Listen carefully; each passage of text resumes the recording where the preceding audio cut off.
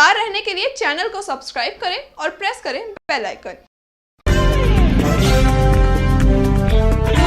नमस्कार, स्वागत है आपका इंडिया टाइम 24 न्यूज में। मैं आपके साथ साक्षी सिंह। द्वारका विधानसभा के डंपिंग जोन में कूड़ा इस कदर फैला है कि सड़कें कूड़े से ढक चुकी हैं। गुस्साए लोगों ने सुबह सुबह एमसीडी के खिलाफ प्रदर्शन भी किया।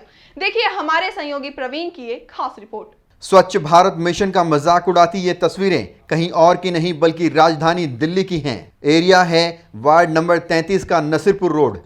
अब ये रोड पर कूड़ा है या कूड़े में रोड, ये कहना मुश्किल है। आज सुबह बीजेपी शासित एमसीडी पर लोगों का गुस्सा फूटा और ये गुस्सा न सिर्फ एमसीडी पर था बल्कि यहाँ के निगम पार्षद नरेंद्र गिरसा पर भी था। मंगलापुरी में कूड़े की समस्या को लेकर लोगों ने धरना प्रदर्शन किया, हाय हाय के नारे लगाए और एमसीडी को खूब कोसा। हमने समस्या की जड़ तक पहुंचने के लिए नसीरपुर रोड का रुख किया तो पाया यहाँ सड़क पर कूड़ा इस कदर फैला है कि पूरी रोड कूड़े से कवर हो चुकी है।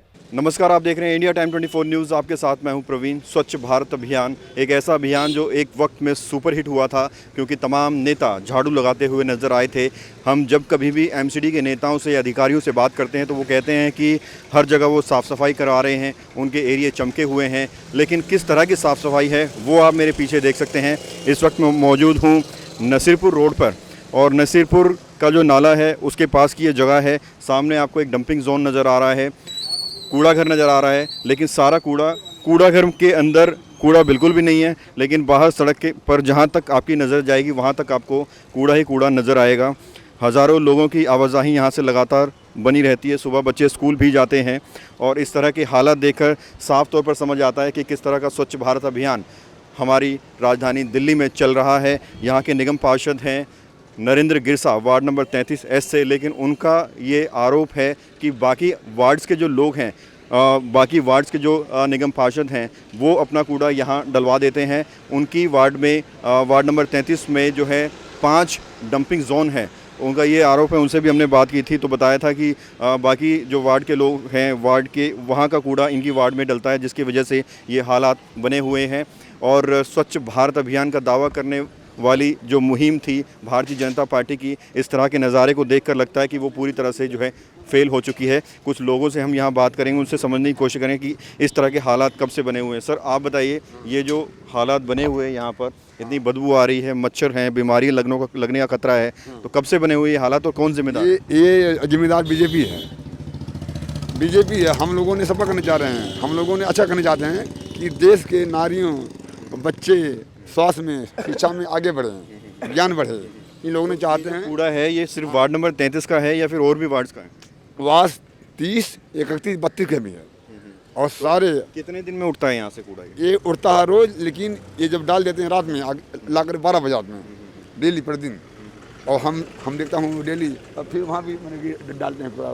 बिल्कुल, दिल्ली में बीजेपी की सरकार है, एमसीडी में और भी लोग हमारे से बात करेंगे। सर आप बताएं, ये जो हालात बने हुए हैं क्या कुछ इस पर कार्रवाई नहीं होती है? क्या ऐसे ही बना रहते हैं हालात?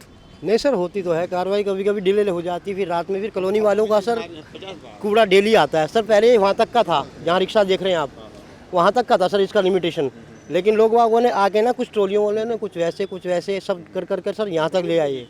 अब रोड इतनी कंजेस्टेड हो गया सर, बाहर से आती है मॉर्निंग टाइम में, स्कूल टाइम बच्चों का होता है सर विशेषकर। हालांकि ये एक डंपिंग जोन है जहां पूरी वार्ड का कूड़ा फेंका जाता है, लेकिन ये कूड़े का अंबार कूड़ा घर के अंदर होना चाहिए, न कि सड़क पर। अब इस इलाके की इस हालत का जिम्मेदार कौन है, इसका पता लगाने के लिए हमने यहाँ के निगम पार्षद नरेंद्र गिरसा का रुख किया। आज अगर मैं बात करूँ कूड़े पे, तो पूरा नजफगढ़ जोन की जो व्यवस्था है वो पूरी चरमराई हुई है, और उसमें अगर असल में जिम्मेवार है तो भारतीय जनता पार्टी, जो लगातार 12-13 सालों से इसमें विराजमान है एमसीडी में, उसकी नीतियां हैं। उनकी नीतियों के कारण ही आज नजफगढ़ जोन में कूड़े की पूरी अव्यवस्था फैली हुई है। और मैं अपने वार्ड में बात करूं तो मेरे वार्ड में 4-5 ढलाव हैं, जिस पे आसपास के वार्डों का कूड़ा भी, साध नगर वार्ड में कोई एक भी ढलाव नहीं है। साध नगर का कूड़ा सारा का सारा 100% कूड़ा हमारे वार्ड में आता है। राजनगर से बहुत सारा कूड़ा यहाँ आता है। तो आसपास के कई सारे, किसी में एक ढलाव है, किसी में एक भी नहीं है, तो वो कूड़ा यहाँ आके डालते हैं।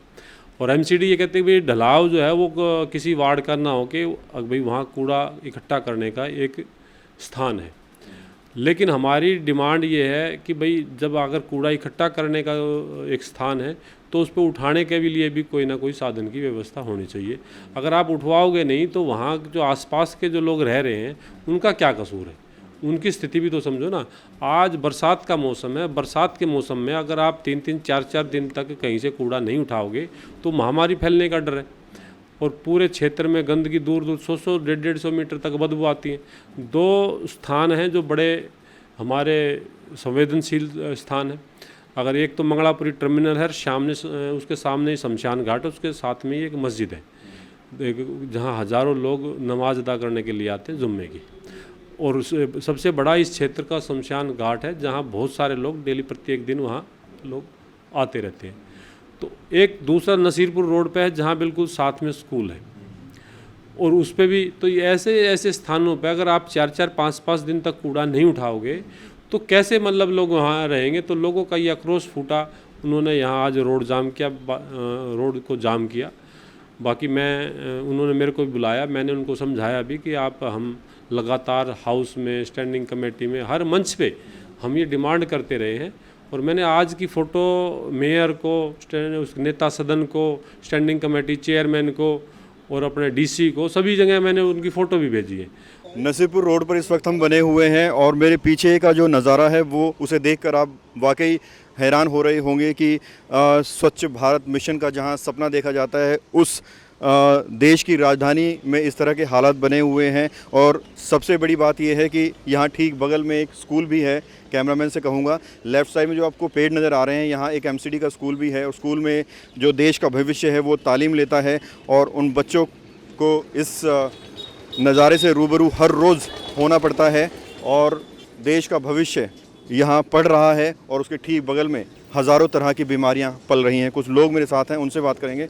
आप बताइए सर, क्या ये जो हालात जो बने रहते हैं ऐसे ही बने रहते हैं, कौन जिम्मेदार है इसका? हाँ जी बिल्कुल, ये हमारे 4 वार्ड लगते हैं एमसीडी के, चारों वार्ड का कूड़ा यहीं पे आता है। जब से नरेंद्र भाई ने सहयोग पूरा करते हैं फिर भी उनकी कोई सुनवाई नहीं थी, क्योंकि एमसीडी में सरकार बीजेपी की है। मेरा घर 100 मीटर की दूरी पे है, पूरी बदबू घर पे जाती है। अजय अग्रवाल जी को कल डीसी का राउंड था, फिर भी कोई कार्रवाई नहीं होती। नरेंद्र भाई पूरा सहयोग करते हैं, रात को 12 बजे फिर भी देखते हैं, हम भी सपोर्ट करते हैं। ऐसा है यहाँ पे जो ये एमसीडी का ये जो बना हुआ है ये कूड़ेदान, सबसे बड़ी बात कि कूड़ेदान की जो जिम्मेदारी जिसको दी गई है उसने यहाँ पे ये कूड़े वाले कबाड़ी वालों से कांटेक्ट करके उसका बिजनेस चलवा रहा है। वो यहाँ पे इन लड़कों से छटाई करवा। अब बीजेपी पार्टी की बात नहीं कर रहा मैं सिर्फ 1 मिनट, मैं पार्टी की बात नहीं करूँगा। मैं यहाँ पे ये बात करूँगा कि ये एमसीडी की ये कूड़ेदान की जिम्मेदारी जिसको दी गई है सबसे पहले उसके ऊपर कार्रवाई होनी चाहिए। उसने यहाँ के बंदे के ऊपर, यहाँ पे जो भी जिसके अंडर में है, वो यहाँ पे जितने भी रेडी ठेले वाले डेली निकलते हैं जी, डेली निकलते हैं। कब से ये हालात बने हुए हैं? ये हालात यहाँ तो 10 साल 15 साल हो गए जी, जो मैं देख रहा हूँ काफ़ी दिन से है, 10-15 साल हो गए। लेकिन ये जिम्मेदारी जिसके ऊपर है, एमसीडी के जो है, ये जो इसके अंडर में ये कूड़ादान है, उस बंदे की सबसे वो है जो कि उन लोगों से चार्ज लेता है वो, और ये कूड़े वालों से काम करता है। ये लोगों ने धंधा बना रखा है, 10-12 लड़के यहाँ पर लगा देते हैं जिनकी एज भी प्रॉपर नहीं है काम करने लायक। वो यहाँ पे छटाई करते हैं, थैली अलग करते हैं और पॉलिथीन अलग करके, बोतलें अलग करके ये बिजनेस बना रखा है यहाँ पर। कूड़े के इस अंबार के ठीक बगल में एक एमसीडी स्कूल है जहां देश का मासूम तालीम लेता है और कूड़े की इस महक से देश के भविष्य को हर रोज रूबरू होना पड़ता है। इंडिया टाइम 24 न्यूज के लिए कैमरा जर्नलिस्ट नीरज के साथ पश्चिमी दिल्ली से परवीन की रिपोर्ट। तो फिलहाल के लिए इतना ही। देश और दुनिया की तमाम बड़ी खबरों के लिए आप बने रहिए हमारे साथ और देखते रहिए इंडिया टाइम 24 न्यूज। खबरों से खबरदार रहने के लिए चैनल को सब्सक्राइब करें और प्रेस करें बेल आइकन।